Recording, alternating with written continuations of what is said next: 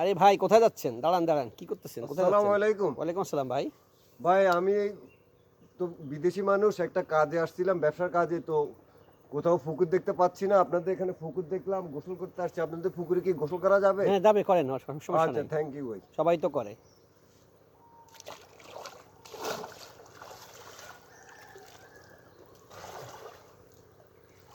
অনেক সুন্দর আসলে।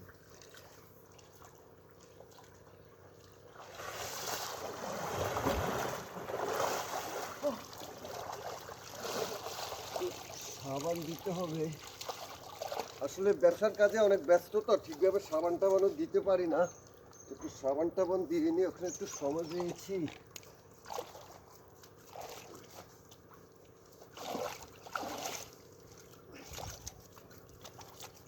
আপনাদের এলাকাটা আসলে সত্যি অনেক ভালো, মানুষের আচার ব্যবহার ভালো। এই যে আপনি আমাকে পুকুরে গোসল করার অনুমতি দিলেন, সত্যি আমি অনেক আনন্দিত আপনাদের এলাকায় এসে।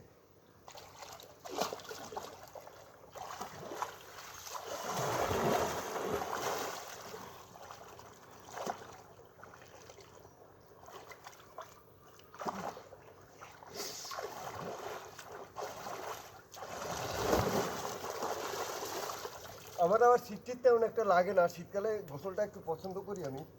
প্রতিদিন আমি ভোরেও গোসল করি, দিনের বেলাও গোসল করি।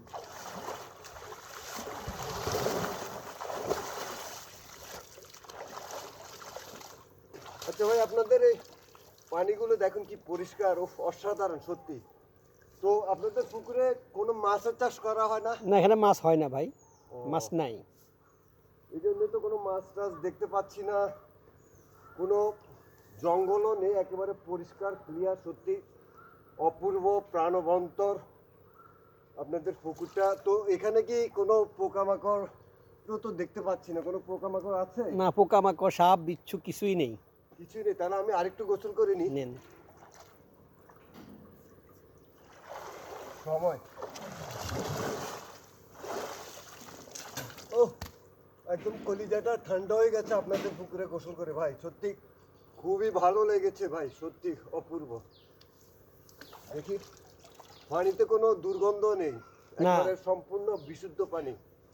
অসাধারণ অসাধারণ, আমার মনে থাকবে সত্যি। আসলে তো পানি টানি সবই ঠিক আছে, কিন্তু এখানে তো এগুলো পোকামাকড়, সাপ, মাছ এগুলো হয় না। এখানে বড় বড় দুইটা কুমির আছে, প্রতি বছরে ওরা অনেক মানুষ যারা নামে তাদেরকে খেয়ে ফেলে, পোকামাকড় মাছ সব খেয়ে ফেলে। হ্যাঁ হ্যাঁ, কি বললেন ভাই? এই জন্য আপনি আমাকে পুকুরে গোসল করেন? ও মা রে, ও মা রে!